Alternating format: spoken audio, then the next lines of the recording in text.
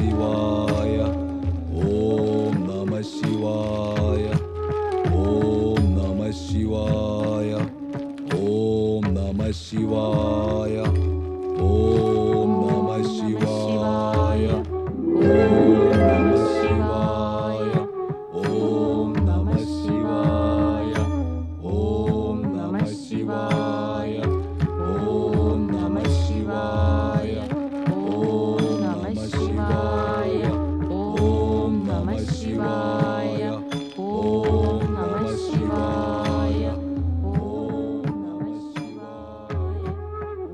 అలా ఏం చూస్తున్నావు మిత్రమా? ఎవరు వీరు? నారాయణ నారాయణ.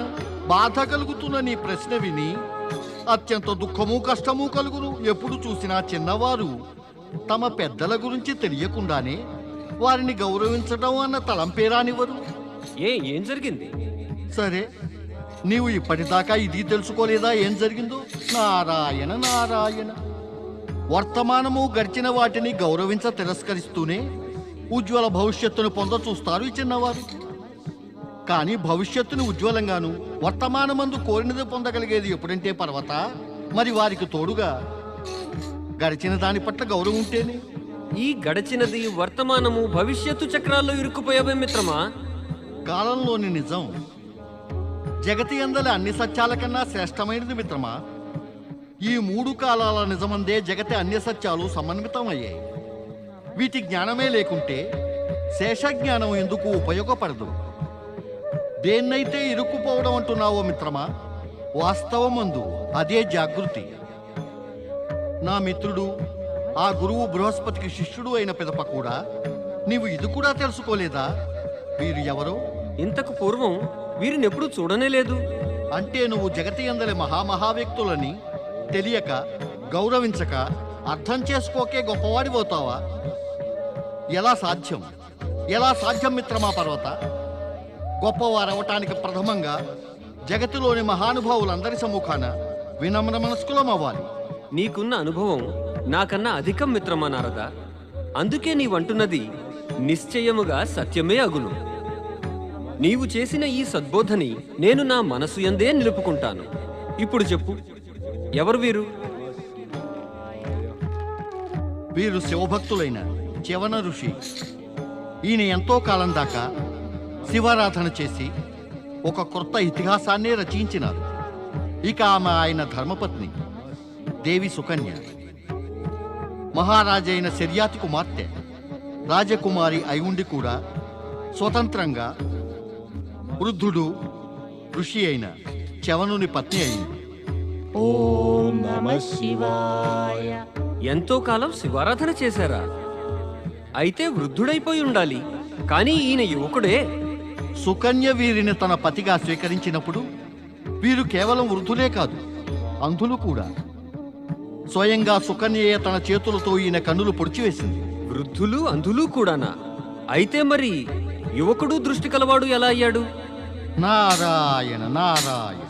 పరమ శివశంకరుల కృప, ఇంకా సుకన్య పతిభక్తి, పాతివ్రత్యాల కారణంగా. ఇంతటి రోమాంచక విషయాన్ని నీవు ఖండఖండాలుగా ఎందుకు చెబుతావు? ఒకే మారు కథను ఆశాంతం ఎందుకు చెప్పవు మిత్రమా? అయితే విను మిత్రమా. ఒకమారు శర్యాతి మహారాజు తన పుత్రిక సుకన్యని తోడ్కొని వనవిహారానికై వెళ్ళాడు.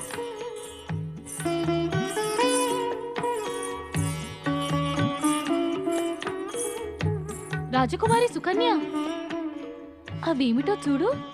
అక్కడ వనములో పుత్రిక సుకన్య ఒక మట్టి గుట్టలో 2 మణులు లాంటి మెరిసే వస్తువులను చూసింది. 2 మణులా? రండి చూద్దాం. అంత జిజ్ఞాసతో పుత్రిక సుకన్య చేతుల్లోని 2 బాణాలతో మెరిసే ఆ రెండింటిని పొడిచివేసింది.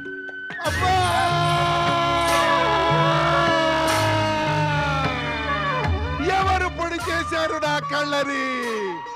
ఎవరు నన్ను దృష్టిహీనుని చేసినది? ఆ దుష్టులు నా శాపం నుండి తప్పించుకోలేరు. పితాశ్రీ, ఆ! పితాశ్రీ, పితాశ్రీ, ఏమైంది పుత్రి సుకన్య? ఏం జరిగింది? నేను తెలిసింది ఏమీ చేయలేదు. నేను అనుకున్నాను 2 మణులు మెరుస్తున్నాయని, కానీ అవి ఎవరో ఋషి కన్నులు. నన్ను క్షమించండి పితాశ్రీ, నన్ను క్షమించండి. పుత్రి, నీ ఘోర అపరాధం చవన ఋషులే క్షమించగలరు. నడు, వారినే శరణు కోరుదాం. నడు. సరియాది రాజా, అపరాధం తెలిసి చేసినా లేక తెలియక చేసినా నేను అకారణంగానే అనుభవిస్తున్నాను. క్షమించమని అడిగినంతనే పోయిన నా నేత్రాల జ్యోతి తిరిగి వస్తుందా? ఇక నా బాధ శాంతిస్తుందా? ఇక నేను జీవితం అంతా నేత్రహీనుడిగానే గడపాల్సి ఉంది. లేదు ఋషివరా, ఇప్పుడు తమరు జ్యోతిహీనులుగా గడపనవసరం లేదు. తెలియక చేసిన నా ఈ అపరాధానికి ఇప్పుడు నేను ప్రాయశ్చిత్తం చేసుకుంటాను, తమరి నేత్రాల జ్యోతిగా మారి. అవును ఋషివరా, నేను తమరి చరణదాసిగా మారి జీవితమంతా తమరి సేవలో గడుపుతాను. పితాశ్రీ, నేను మహర్షి చ్యవనులకి ధర్మపత్నినయ్యి నా అపరాధానికి ప్రాయశ్చిత్తం చేసుకోవాలనుకుంటున్నాను. నాకు అనుజ్ఞనీయండి. కానీ పుత్రి, నా నిశ్చయం ఎన్నడూ మారదు.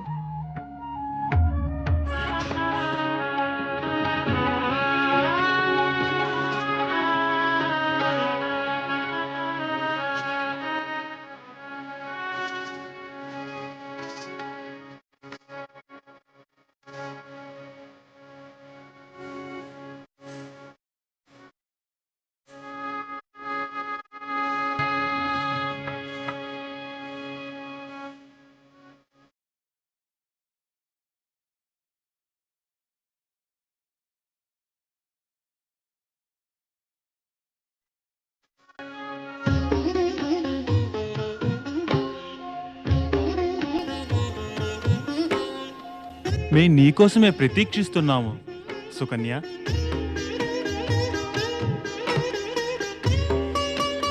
నీవు ఒక వృద్ధుడు నేత్రహీనుని నీ పతిగా చేసుకొని పెద్ద పొరపాటే చేసావు సుకన్య. నీ యవ్వనాన్ని, జీవితాన్ని వ్యర్థంగా అన్యాయం చేసుకున్నావు. మేము దేవతల వైద్యులమైన అశ్వినీ కుమారులం.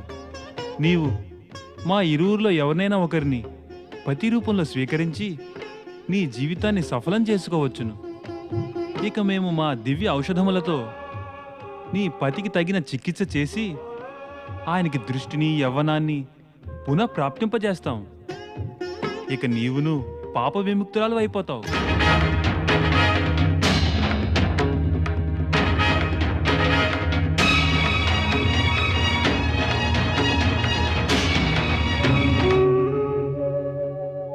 పూజ్య అశ్విని కుమారులారా, తమరిద్దరూ నాకు పూజ్యులు. నేనొక సతి అయిన నారిని. తమరిని వివాహం చేసుకునే ఈ వింత ప్రస్తావన తెచ్చే తమరు నా పాతివ్రత్యాన్ని, తమరి దైవత్వాన్ని కళంకితం ఎందుకు చేయాలని అనుకుంటున్నారు? తమరు దేవతల వైద్యులు, చ్యవన ఋషులకి స్వస్థతనీయగల సమర్థులు. నాపై కృప చూపి తమరిచట ప్రత్యక్షం అయ్యారు. సంపూర్ణ కృపనే చూపండి. ఆహా, అవశ్యం. మేం కృప చూపుటకే వచ్చాం. అయితే తమరు నా పతి చ్యవన ఋషులకు సంపూర్ణ స్వస్థత చేకూర్చి ఆయనకి దృష్టిని తిరిగి ఇయ్యండి. నా ప్రార్థనని అంగీకరించండి పూజ్యులారా, నా ప్రార్థన ఆలకించండి. దేవి సుకన్య, మేమిచ్చటికి పరమశివుల ఆదేశంతోనే ప్రత్యక్షమయ్యాము. మేమిరువురం నీ పాతివృత్యాన్ని, నిష్టని పరీక్షిస్తున్నాము. నీవు మమ్మల్ని తీసుకువెళ్ళు నీ పతి అయిన చ్యవన ఋషి వద్దకు. విచ్చేయండి దేవులారా, విచ్చేయండి.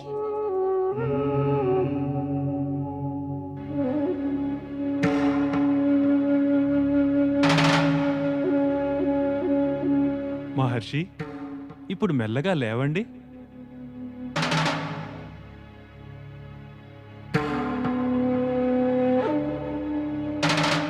నెమ్మదిగా మీ కళ్ళపైన దాన్ని తొలగించండి.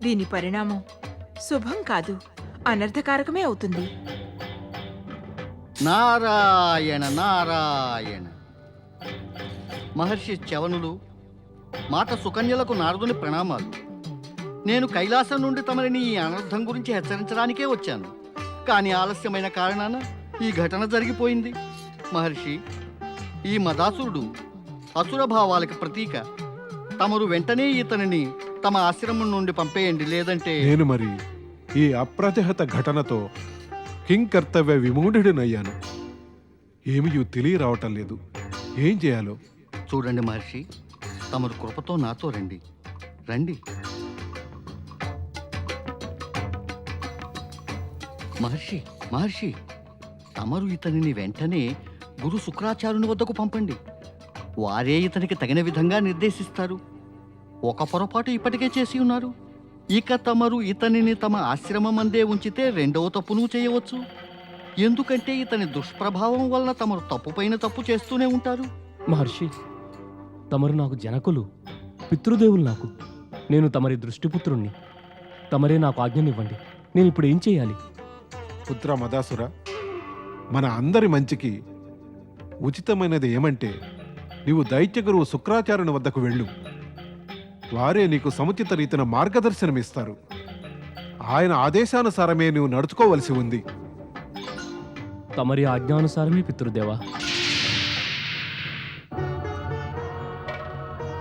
బహుశా మునివర తమరు దేవర్షితో పాటే విచ్చేసినట్లున్నారు. తమరు మాకు గౌరవనీయ అతిథి. మా వల్ల ఏదైనా పొరపాటు జరిగితే మమ్ము క్షమించండి. లేదు మాత, లేదు. తమరు వ్యర్థంగా సంశయించకండి. నారాయణ నారాయణ. మాతా సుకన్య, మేము తమరి దర్శనం చేసుకొని కృతార్థులమయ్యాం. ఇక మాకు సెలవు. శివశంకర, నన్ను క్షమించండి. స్వామి, మనం 3 రోజుల దాకా నిరాహారులుగా శివారాధన చేస్తూ ఈ తప్పుకి ప్రాయశ్చితం చేసుకోవాలి. నీవు సరిగా చెప్పినావు దేవి.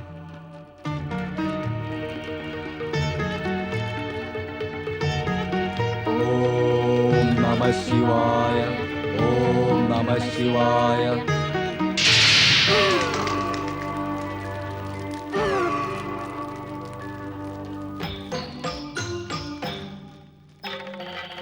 నీవు కానీ అన్యస్థలానికి వచ్చి చేరలేదు కదా మదాసుర?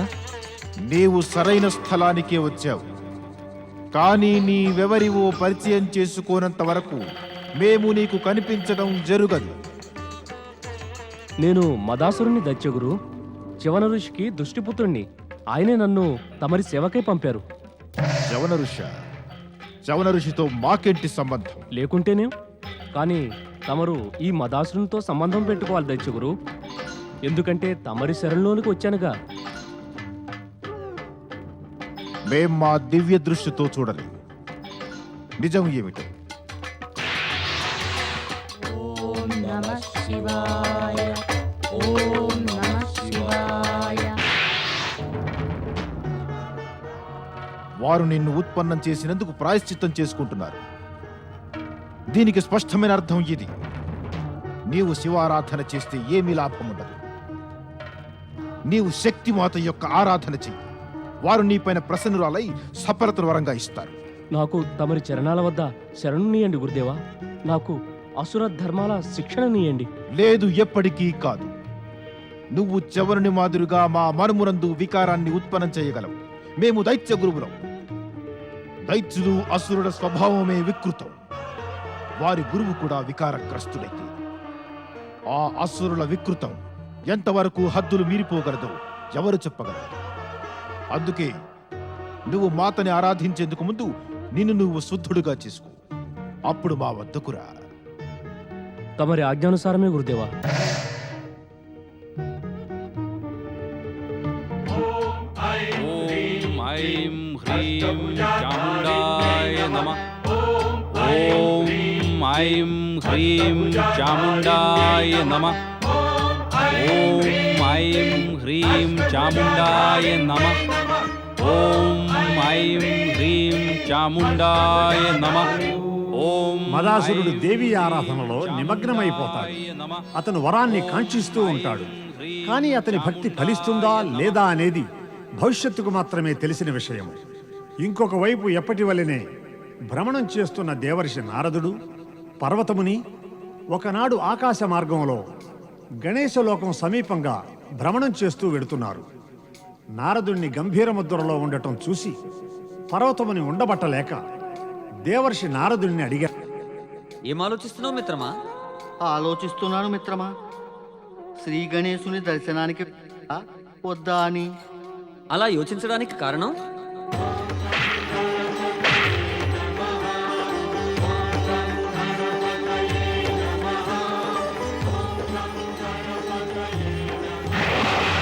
మిత్రమా, ఆనాడు శ్రీ గణేశుని ఉగ్రరూపమును చూసి చెగుతుండయ్యాను, శంకిస్తున్నాను. పొరపాటున్న మాటల వల్ల వారికి క్రోధం వస్తే మరక్కడికి వెళ్ళకనూ ఉచితంగానుండదు. ఎందుకంటే మనం ఈ దారినే వెడుతున్నాము కదా. ఇది వారికి తప్పక తెలిసి అయ్యుండును. మనం అసటికి వెళ్లకుండా ఆయనని ఉపేక్షిస్తే ఆయనకి క్రోధం రాదా? దేవర్షి నారదా, కృపతో గణేశలోకం విచ్చేయండి, మాకు దర్శనమియ్యండి. నారాయణ నారాయణ. ఇప్పుడు శ్రీ గణేశుడు మనల్ని చూడనే చూశారు, ఇక వెళ్ళవలసినదే శ్రీ గణేశుని వద్దకు. జయ జయ దుఃఖహర్త జయ జయ జయ జయ సిద్ధి వినాయక జయ జయ జయ జయ గౌరీ పుత్ర శ్రీ గణేశ జయ జయ శివనందన శ్రీ గణేశ. విచ్చేయండి దేవర్షి, విచ్చేయండి మునివరా, తమరిద్దరికీ ప్రణామములు. శ్రీ గణేశ, నిజమేమంటే మేము ఇచ్చటికి వద్దామని అనుకుంటూనే ఉన్నాం. తమరి స్వరం వినవచ్చినది, ఇక మేము తమరి సేవకై వచ్చేసాం. దేవర్షి, తమరు మాకు పూజ్యులు, తమరి దోషాలను వెదికే అధికారం మాకు లేనే లేదు. కానీ నిజం ఏమంటే దేవర్షి, అకారణంగా మేమంటే భయభీతులై రావాలా లేదా వద్దా అనే మీమాంసలో పడిపోయారు. శ్రీ గణేశ, పరిస్థితి ఎలా ఉందంటే వద్దు దేవర్షి, నాకు స్పష్టీకరించవలసిన ఆవశ్యకత ఏముంది? నేను మీకంటే చాలా చిన్నవాడను, ఇక క్షమించమని అంటున్నాను, ఏదైనా అనుచితంగా అని ఉంటే కనుక. దేవర్షి, ఈ మధ్య తమరి మనసులో తమరి బాల్య సఖుడైన పర్వతముని పట్ల అత్యధిక ప్రేమ ఉద్భవించినట్లుంది. అందుకే సర్వదా వీరిని తమ వెంటే ఉంచుకుంటున్నారు. లేదు గజానన, వాస్తవానికి జరిగినది వేరు. ఇది కేవలం సంయోగమాత్రంగా అయింది. సఖుడు నారదుడు నాకు ఆకాశ మార్గాన కలిశాడు.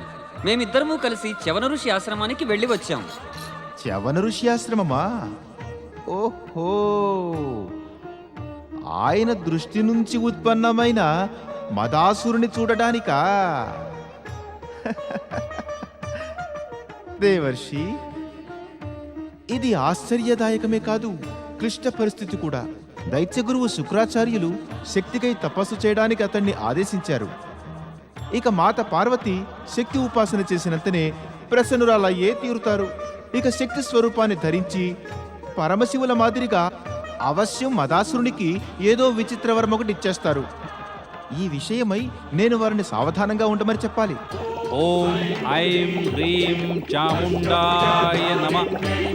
ఓం ఐం హ్రీం చాముండాయ నమః.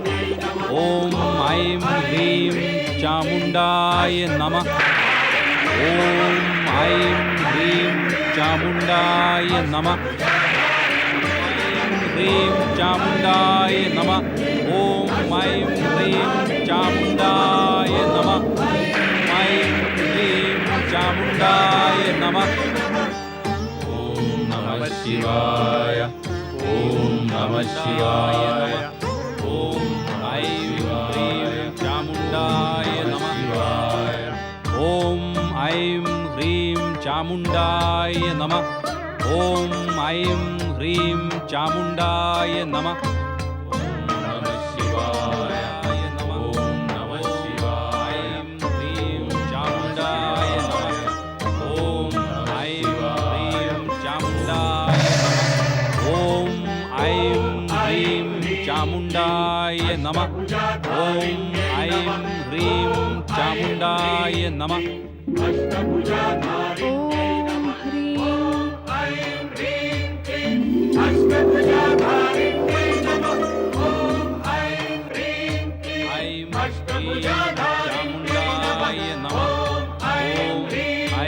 హ్రీం చాముండాయ నమః.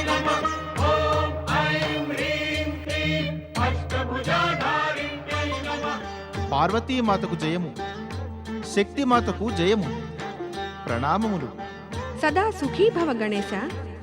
నీ ప్రభావము భక్తి ఎంతో వృద్ధి అగును. నీ యశస్సు దిగ్దిగంతాల దాకా ప్రసరించుగాక. తమరి ఆశీర్వాదమే నాకు శక్తిమాత. కానీ ఈ సమయాన నా ఈ శక్తి స్వరూపిణి మాతను సావధానపరచ ఇచ్చటికి వచ్చాను. సావధానపరచడానికి వచ్చావా? నన్నా? ఎందుకని?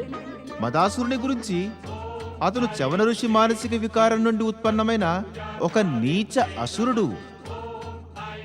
మదాసురుని భక్తితో ప్రసన్నురాలవై అతనికి జగతిలోని నిర్దోష ప్రాణులు పీడించబడేటటువంటి వరమేది కూడా ఇయ్యవలదు. మరైతే నీవు కూడా నా వెంటరా గణేశ. ఒకవేళ నా వలన ఏదైనా తప్పు జరగబోతే? అలా అనకండి మాత. నేను తమ పుత్రుడిని. ఇక ఏనాడు పుత్రుడు తమ మాతలోని తప్పులు వెతకనారంభిస్తాడో ఆనాడు సూర్యప్రకాశం ఉన్నా కూడా ఏమీ కానరాదు.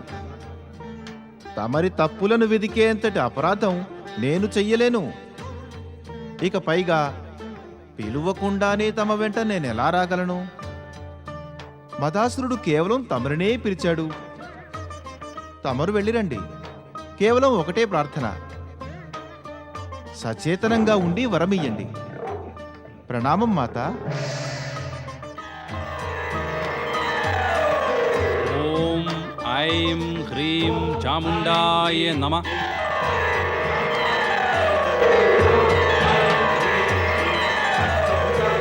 ఓం ఐం హ్రీం చాముండాయ నమః. మాత, మదాసురుని భక్తితో ప్రసన్నురాలివై అతనికి జగతిలోని నిర్దోష ప్రాణులు పీడించబడే వరమేది ఇయ్యవలదు. ఓం ఐం హ్రీం చాముండాయ నమః. మదాసురా, భక్త మదాసురా, మాతా, నేను నీ తపస్సు ఆరాధనలతో ప్రసన్నురాలనయ్యాను పుత్ర. వరం కోరుకో. మాతా శక్తి, దైత్యగురువు నిజమే చెప్పారు. తమరు మనోవాంఛిత వరాన్ని ఇచ్చేటందుకు అవశ్యం ప్రత్యక్షమవుతారని. నేను తమరి దర్శనం చేసుకుని ధన్యుణ్ణయ్యాను. నేను నీపై ప్రసన్నురాలనయ్యాను మదాసురా. వరాన్ని కోరుకో. మాతాశక్తి, దైత్యగురువు శుక్రాచార్యుడు వరం విషయమై ఏమీ చెప్పనేలేదు. నాకు తెలియట్లేదు నేను ఏం వరం కోరుకోవాలో. నేను నీకు వంశవృద్ధిని వరముగా ఇస్తున్నాను. నీ వంశము వృద్ధి చెందును. నీవు శక్తిశాలి పుత్రులకి తండ్రివవుతావు. కానీ జగత్తులోని ప్రాణులకు నీవు కష్టం కలిగించే కార్యమేది ఎన్నడూ చేయరాదు. శుభమవుగాక.